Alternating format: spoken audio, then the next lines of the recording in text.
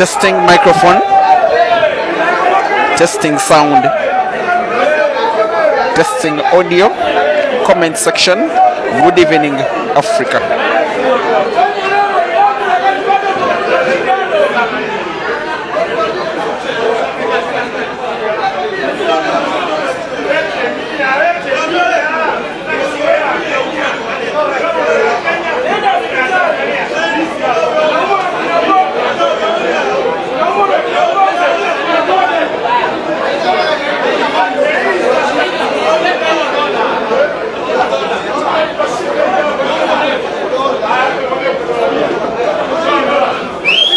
Alright, welcome to this big one now. Today, which is the third day of the ongoing Grand MCHANA Open Pool Championship, which is in its second edition. It doesn't get better than the player who is one of the best to come from the Republic of Tanzania against the player who is one of the best to come from the Rainbow Nation of South Africa. For a place in the round of last 32, these guys are racing to 7. And first frame of the match is about to be rocked as the toss is won by Tanzania's Amadeus.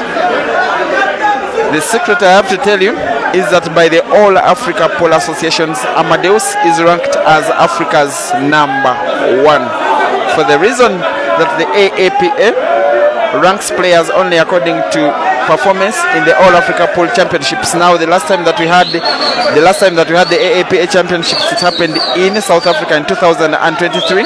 Of course, the Tanzanian team did participate and came second to South Africa after combining ranking points accumulated from the team events and singles events. Amadeus Madkezerek of Tanzania came ranked first. That's why this match is so important. It is going to be a lot of noise, most especially from the dozens of Tanzanian fans who are at the venue. While Jerry is having a resurgence of form. I want to think that for the 2 days I've seen him participating in this tournament, it has been the best 2 days, in my opinion, for the last 5 months that I've seen him this year. And you're listening to someone that has streamed Jerry's matches, several of them, maybe more than a dozen or so. His tour of Uganda in March earlier this year, playing lots of money matches, winning some, losing some, actually losing 3 and winning 5 in Uganda, and of course participating in 2 comps in that country. And then of course the second tour of Uganda, in which he came back to the country to participate in the ATA Super 8 competition, in which he also had a trilogy against Uganda's Ibrahim Sejemba. In the trilogy, he lost 2 matches, winning 1, meaning that he lost the trilogy. But then he played up to 3rd place in the ATA Super 8 comp that happened in its first edition. And then the Billiards Cafe Double Elimination Classic comp that was won by his countryman Aiden Joseph. Jerry was a shadow of himself in that competition. He is back to try and right the wrongs that he failed to right in the Billiards Cafe Double Elimination competition. Just 2 weeks later, he finds himself in competition in another country, this time in East Africa. In between Uganda and South Africa is Tanzania, a country in which Jerry is trying to win frame #1 as long as he makes a clearance of this red frame. Good shooting. He needs a simple roll of that right ball, bouncing it off the cushion on the right to rest around the midpoint of the table. Then he will be putting black to the corner pocket, either left or right of the screen. He opts for the left corner pocket. Seems to be having the majority of support from the Kenyans. This one hits so hard, just like that. Jerry 1 and Amadeus 0.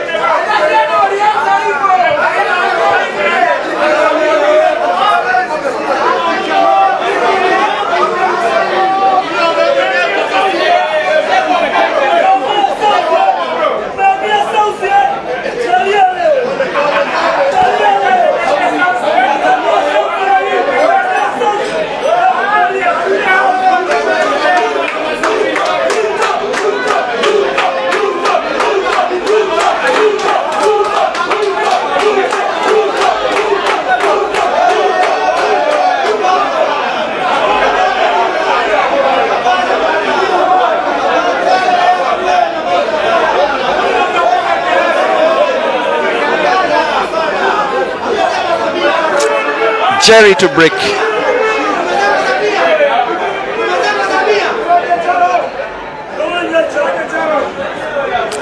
Sikayuji, there is a big problem at the venue, that is load shedding,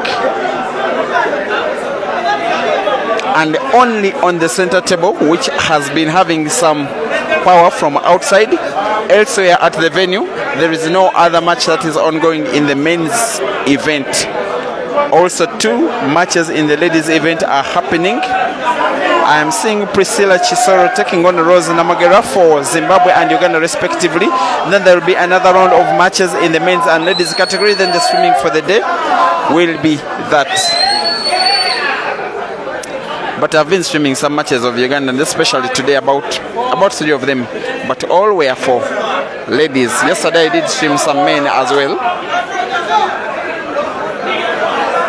Amadeus representing himself, but most importantly representing Tanzania. They are neighbors with Kenya, sharing a border, most especially in the south and the southeast. They also share the great mountain Kilimanjaro. This one is a reason why many of the Kenyans are supporting Amadeus, but some have reason to support Jerry. So when Amadeus wins a frame, you will hear a lot more noise than the noise you'll hear when Jerry wins a frame. He has lots of unfinished business, Jerry, most especially in East Africa. In Tanzania, he did tour that country some time earlier last year, playing many matches against the best Tanzanian players in the country and winning most of them. He also played 2 many matches against Caesar in Tanzania, winning 1 and losing 1, both of which were long races to 25.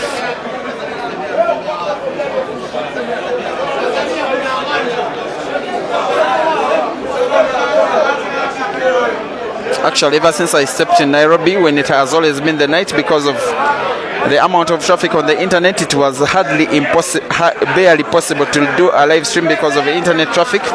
Today the load shedding thing has been a little bit of an advantage to me. I will speak selfishly, because while most of the people are struggling with power, at least I can do a live stream because fewer people are accessing the internet. It is the only men's game that is happening, so tomorrow games will be faster and thicker because most of them have not been played today, because the last 2 hours there has absolutely been no power at the venue. I'm sure on all the live streams you have been seeing, for the duration of this competition there was no live action for the last 2 hours. That is the first big mistake from Jerry. The Tanzanians are waiting for Amadeus to make a clearance of this red frame, and then the noise starts.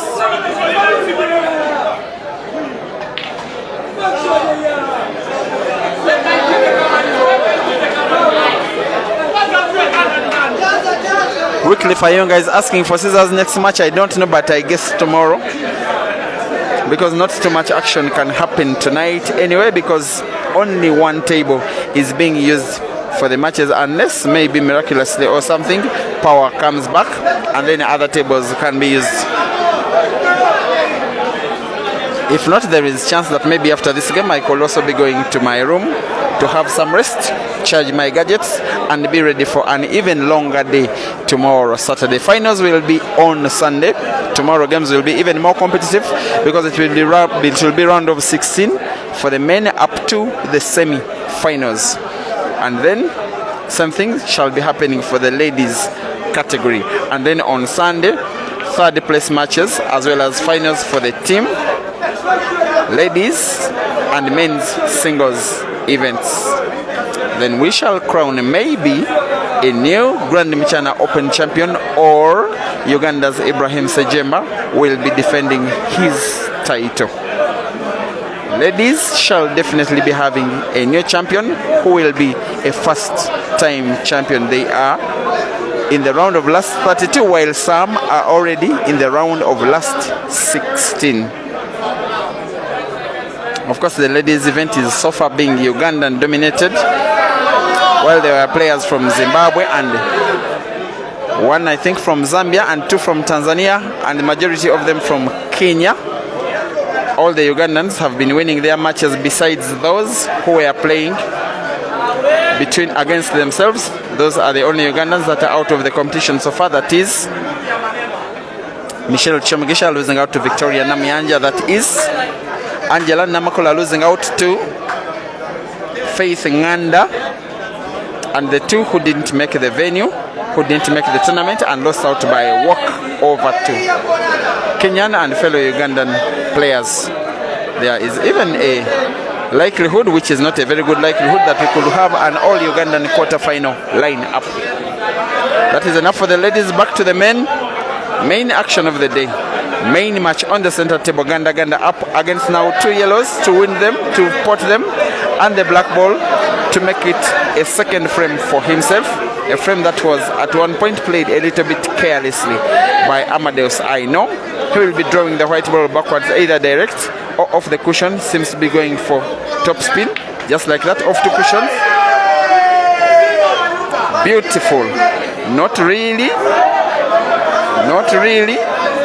but Jerry is a potting machine here. That is the potting machine I'm telling you about.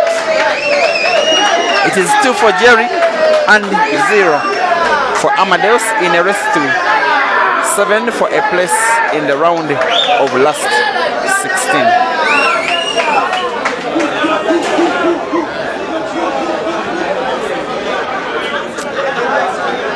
Chosadziwa Chikonja, thank you for watching. You're asking me about what the match of the day was. There were 2 other bigger matches than this one. The first match of the day, which I would have comfortably have gotten it as a final, the match between Jerry and Kelvin, it did end in Jerry's favor. He did take down Zambia's finest player today, 7-3.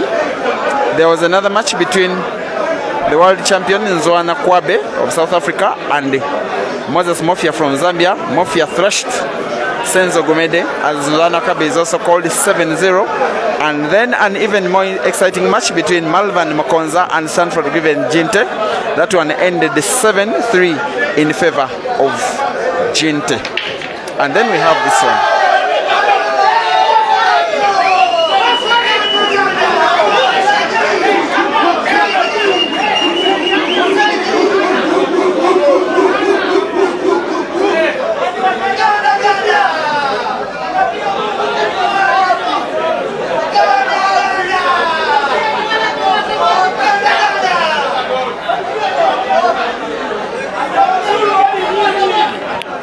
And dear viewers, once again, my main Facebook page, Break and Finish Live, has been restricted by Facebook for now. We shall be using a friend's Facebook page, which is this one, the Big Money Billiards Uganda chapter. Kindly follow the page such that we really grow our numbers. We enjoy these matches again as the big African pool family that we used to.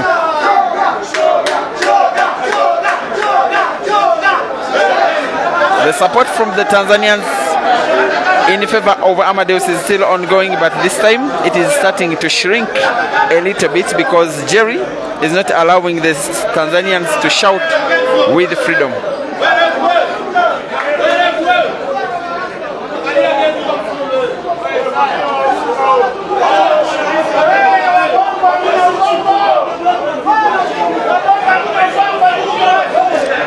Whatever the discussion is between the umpire and Amadeus, maybe it's something to do with the fans, because the atmosphere here is electric, and for actual black ball, I would be forced to say it is unfriendly, most especially to the players. Tanzanians and Zambians and Zimbabweans and South Africans in terms of shouting. And I'm speaking to fans. You are in your league, guys.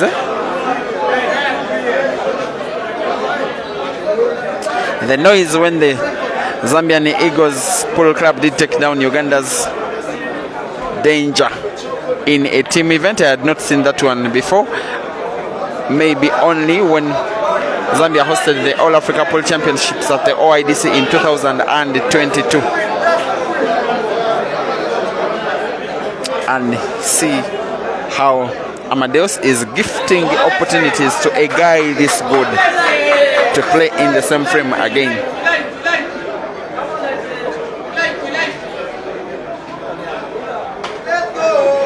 That was wise. I thought he was maybe attempting to draw the white ball backwards, but what he got from a normal roll of the ball is even better. Now little backspin, the white ball will be drawn backwards this time round. It's even a bigger backspin than I would have thought it was coming. He may now need to draw the white ball backwards, but off the cushion, perfect. Africa's potting machine wins a third against Amadeus. It is Jerry 3 and Amadeus 0.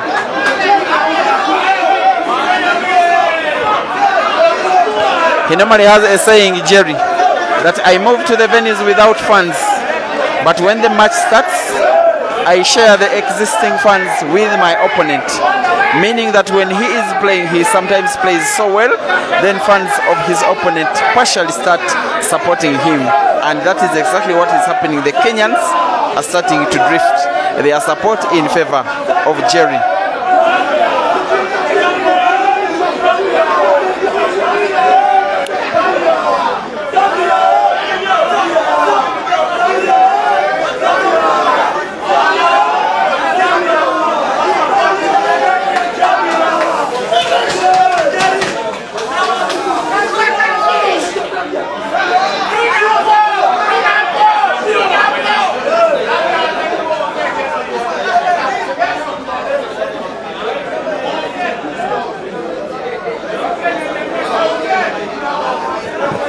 The Ganda to break again. This time he puts one yellow ball and another yellow ball. And he will never get a better split of the balls than this one. When he breaks this well, I just want him to pot so fast because he has recorded the fastest ever apple by any African player recorded live in any competition. He's the only player to have recorded a 46-second apple.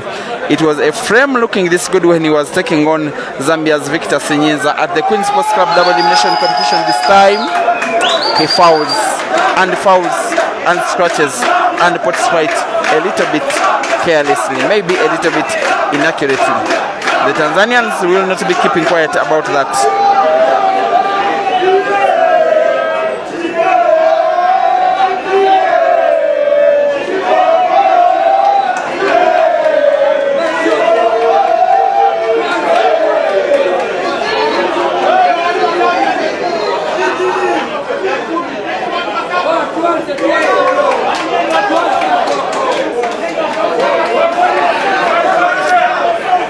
He must win this frame, Amadeus.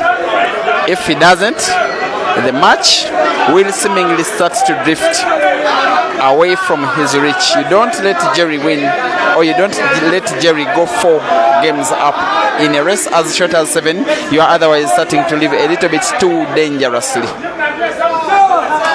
Good shooting, Amadeus. He's been getting chances this good in this match before and has not been winning, has not been utilizing them.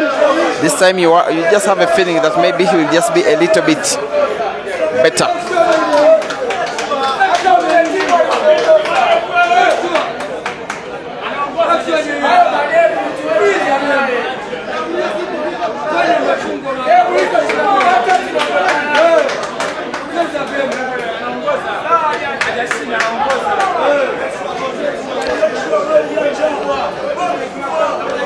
His pattern seems to be a little bit affected here. Will he recover? I'm not so sure. Movement of the white ball has affected the would-be movement of the red ball to the center pocket, but has other solutions, Amadeus. Now the red ball he's looking at, putting it to the corner pocket on the top left of your screen. Has the white ball moving naturally rightwards such that he can get good white for the last ball to the corner pocket on the right. Another backspin now, white ball being drawn backwards against the cushion. Plays it direct and looks even more accurate and beautiful as Amadeus will be potting back to win the first frame of the match for himself and for Tanzania. It is Amadeus 1 and Jerry 3.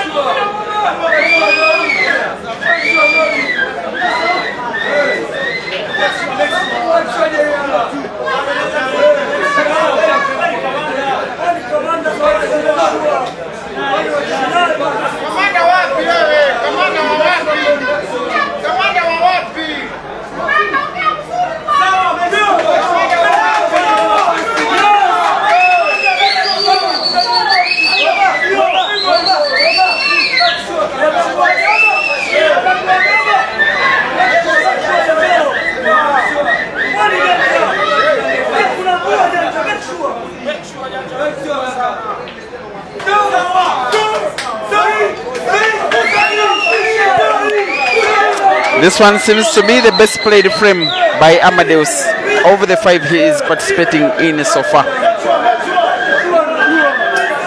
Right from the break, he has so far played 5 accurate shots. This one will be a 6th, and hopefully for himself and for Tanzania a 7th, which will be the black. There we go. And of course, this one is unmissable for the guy that is AAP is number 1 for Africa. Amadeus 2 and Jerry 3.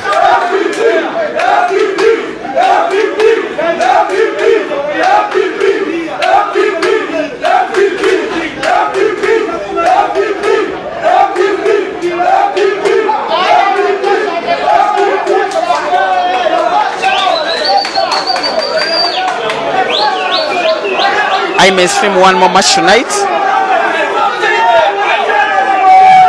depending on the time that this match ends, by the way.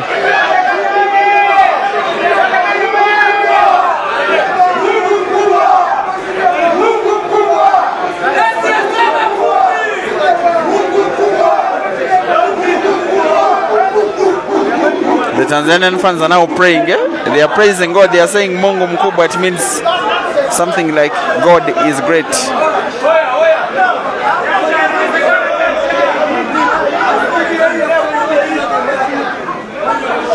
Jerry will have a chance to pounce, a chance to revenge, a chance to respond to apple with the apple. Of the 2 frames he has lost, one of them was by an unforced error.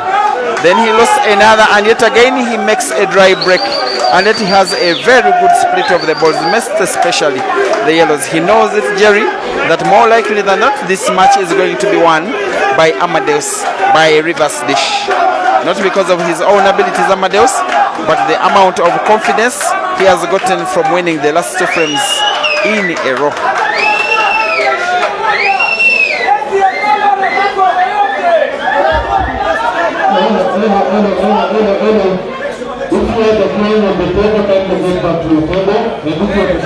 Unfortunately, this is a miss. Power is back at the venue. That means action is ongoing now on even the other tables. Can you believe? So we are still here for about 2 hours.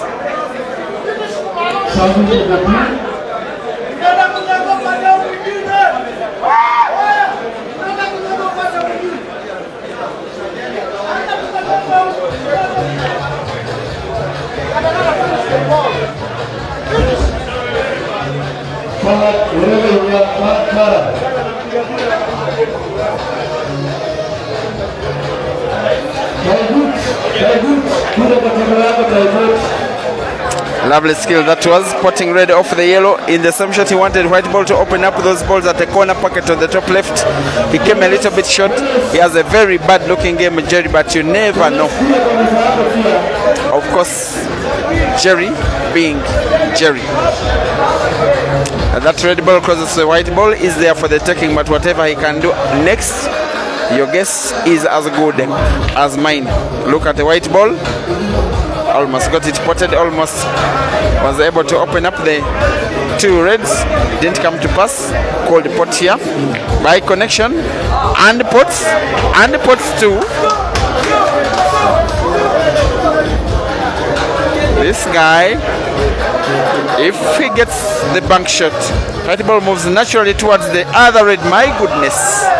I don't think you can ever get a better clearance from anybody.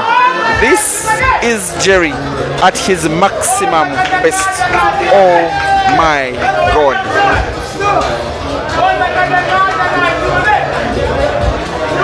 And while the white ball moved further than he would have fancied, he will celebrate the fact that he has an opportunity to try and put black ball to the center pocket on the left, on the right, in a direct shot, maintaining safe white.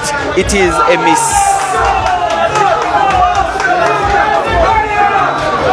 Had he gotten that black ball on, it would have been my favorite clearance over the entire competition so far.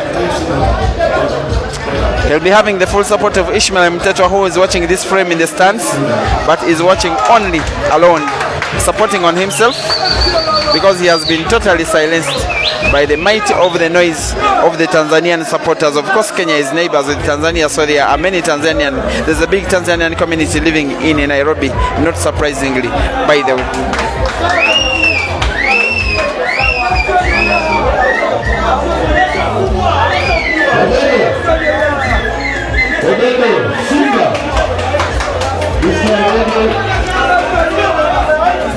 After Jerry doing all of the hard work, it seems that Amadeus is coming to pick up the easy pickings to steal the frame away from the South African, and you just give it to Amadeus because he himself, for the last 1, 2, 3 frames, has been queuing quite well.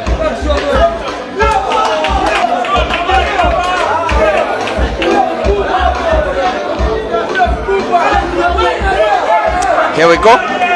Amadeus versus the black, frame number 6 for 3-3.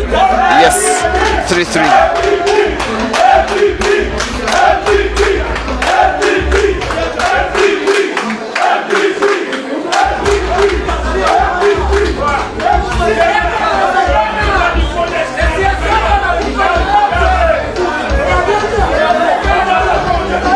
So with this kind of music, which is becoming so loud after the return of power, I will be changing my microphone to use one that may filter out some of the background noise.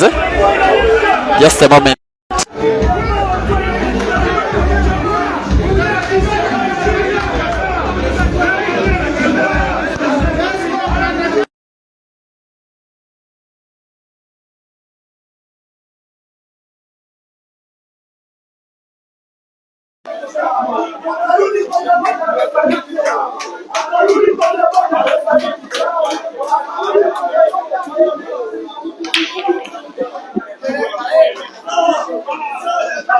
This time it has been 2 yellows spotted on the break, as just as it was in the last frame.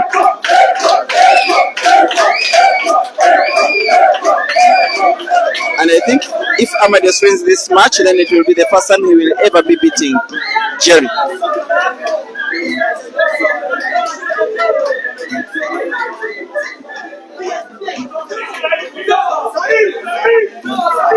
The guy that has passed in front of your screen is the naughty Tanzanian player, comic player, Norbert Kobelota. Very lovable character of a guy.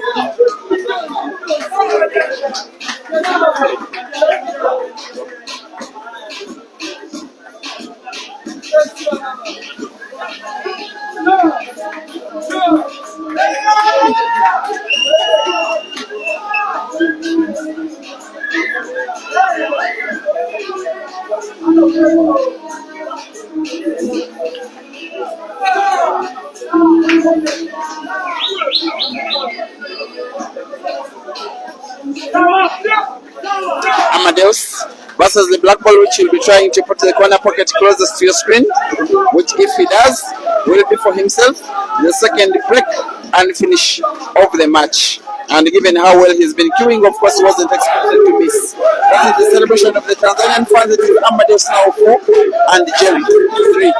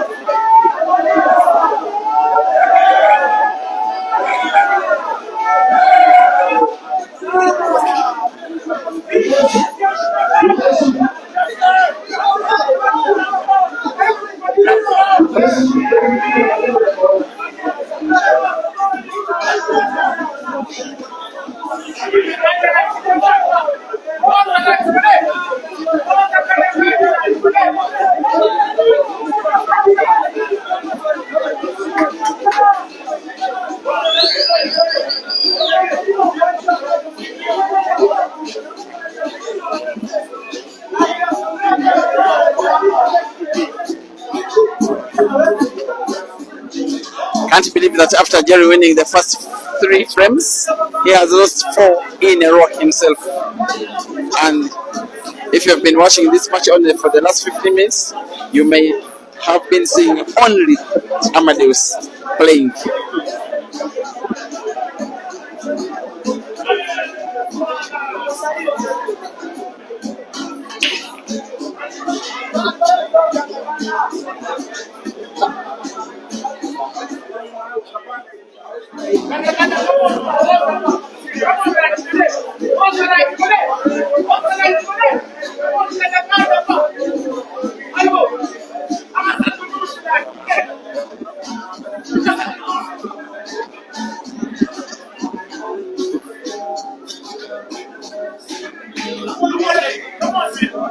He knows it, Jerry, that he needs to win this match so badly. He's here in Tanzania to prove a point. He has been queuing so badly this year that this Grand MCHANA Open, which will most likely be the last tournament in which he's participating this year, is one that he will want to use to announce himself back to his level best. And announcing himself will have to mean that he has to win this match against one of the best players from Tanzania. And winning means that he has to do it by making a comeback, because as we speak, Amadeus is leading. And Ishmael now starts to make the noise that he normally does so well. Has been a very active player, Ishmael, of late, both as a player and as a supporter of other South African players. He's meant to have a few races, Ishmael, and also participate in the ATA Super 8 Comp right after this ongoing Grand MCHANA Open.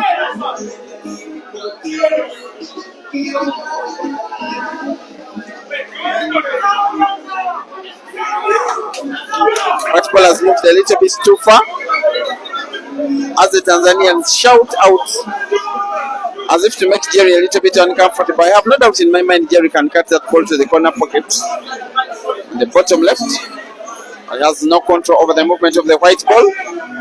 The pot was so close. White ball was also so close to getting potted, but it will be